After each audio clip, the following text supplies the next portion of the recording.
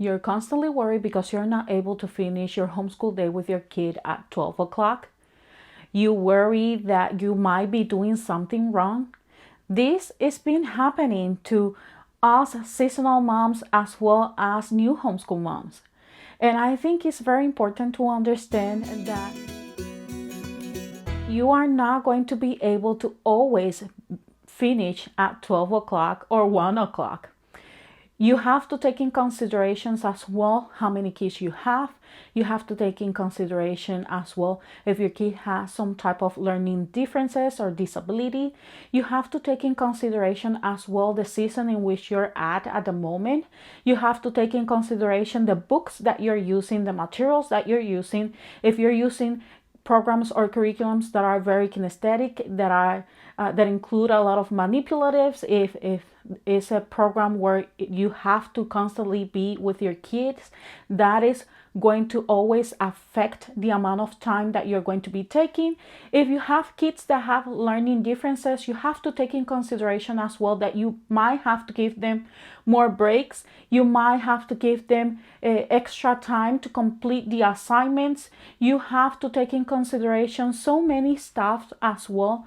Not only what you guys are doing in your homeschool, but at the same time what you guys are doing around the house, the chores, and the things that you probably need to be completing for that day. I think it's very important that we don't compare ourselves to other homeschool moms. I think it's very important that we focus on ourselves, that we focus on what is happening in our lives, our kids, that we concentrate in how we can make things work in our homeschool. I think that's very important, and it just alleviates the fact that you feel worried because you're not able to complete certain amount of material during a certain period of time.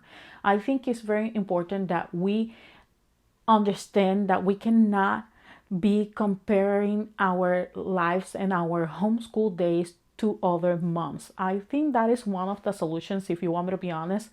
I am not only discussing the fact that sometimes we are not able to finish at 12 o'clock.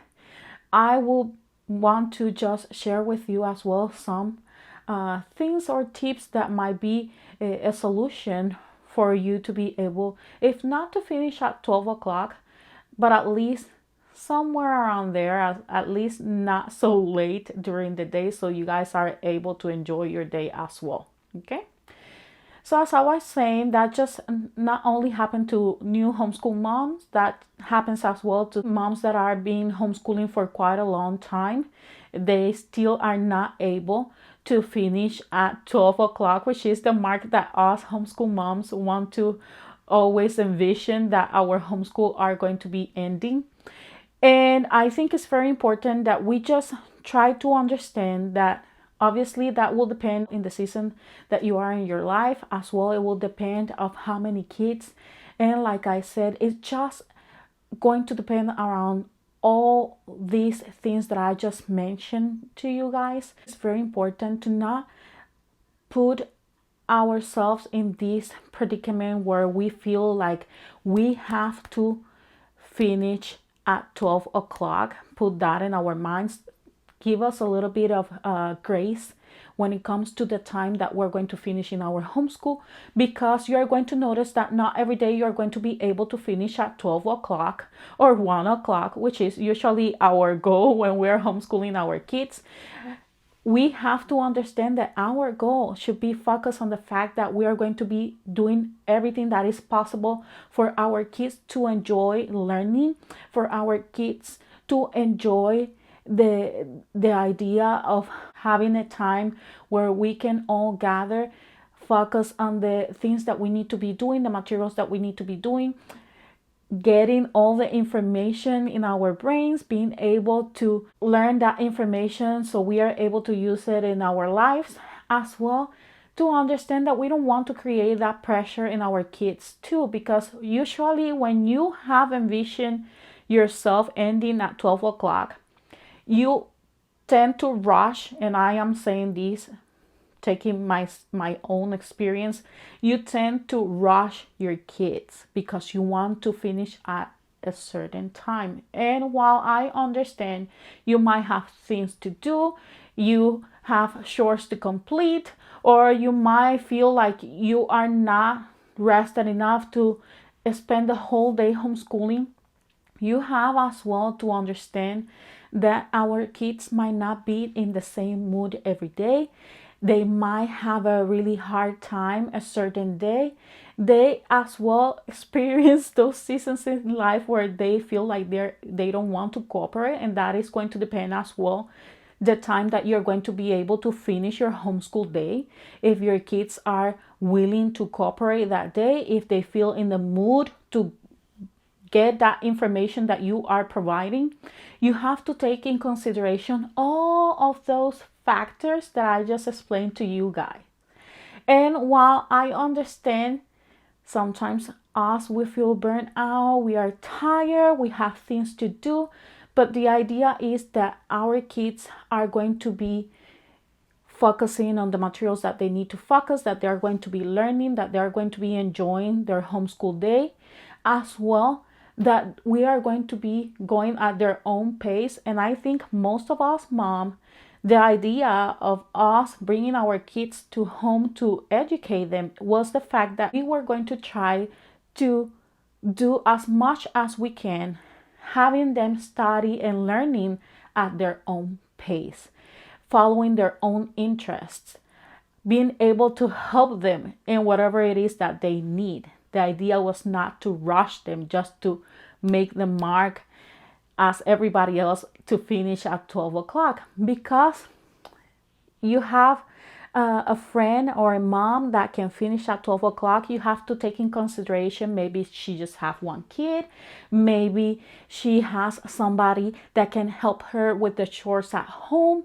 The situation is different. Maybe she works outside or she works inside their home, and it just facilitates things for that specific mom. So it's good for us not to compare ourselves with other moms. That's what I am trying to get in here. I do have some tips that might be able to help you to have some days at some point reach that goal of the 12 o'clock. The first thing I would like to tell you is that you might want to try to leave things ready the previous day. By that I mean try to have everything organized in your home. If you need to do laundry, or you have to wash the dishes, or you have to do something around the house, chores, that you do that prior, the previous day, before you guys start homeschooling. So the next day you are just ready. You can focus on what you're going to be providing to your kid, the things that you need to be doing. Because take it from my experience, when I leave everything for the last minute and I just wait until the next day, I am tired, I just want to go to sleep, I don't feel like doing anything else, I leave it for the next day, and guess what? I continue carrying that same mood and that same behavior to the next day, and my whole week is a disaster. If you want me to just being completely honest with you, it's a complete disaster. Compared to when I take the time and I prepare myself the previous day, I leave all our materials ready, might be on top of the table, might be in the cart, and it's just easy. It makes my life way easy. If I have the dishes already done, if I don't have to worry about the laundry, if I have the table clean and everything is prepared, it just makes my life a little bit easy, makes our lives a little bit easier. As well, if I am preparing my kid, you have everything you're going to be needing, all our daily rhythm written in your planner. You have to make sure that you are having your planner in a way that you can just find it. If you know already that your kid is sometimes forgetful and that he might or she might not be able to accomplish that, just make sure that you have their planner or their daily rhythm on top of the table so it's easy for them to find. And if you want me to be honest, having everything on the table for them or in the cart it's easier for them to find. Try to identify everything. If you have a kid that has learning differences like ADHD, I think it's easy when you guys have everything identified. Here you can find the books. In here you can see there's math, all the drawers or binders in the cart, the magazine binders identify, so it's easy for them to look. Because I noticed that they tend to just misplace things if you don't have them identified. They start accommodating the books in the wrong place, and then when it's time to do homeschool, they lose a lot of time. They waste a lot of time by just starting to look where they put those books. While if you have that prepared from the previous day, you have everything done, you don't have to worry about that. So it's easy for you to reach that goal of finishing at 12 o'clock or 1 o'clock, if that's your goal, to be able to accomplish that goal because you have everything prepared and ready. Something else is that if you have something that is making you worry, something that is just not helping you focus, I suggest you to resolve that first and then move on with whatever you guys have to do during the day, because you're not going to be able to focus. You're going to be in a bad mood, and that is going to make things go slow and taking more time that in reality what it needs to be taken. Okay, decreasing the amount of time that you give of break. I am not saying that you don't give breaks to your kids, because they need to just take breaks. They need to breathe. The same goes for us moms. We need to breathe, take our time, take a break. But maybe making those breaks a little bit shorter, maybe more amount of breaks and shorter. Because sometimes we give those 15 minutes breaks, 20-minute breaks, and we are just able to give one break. Then our kids get tired, they get cranky, they don't want to do anything, they are not in a good mood.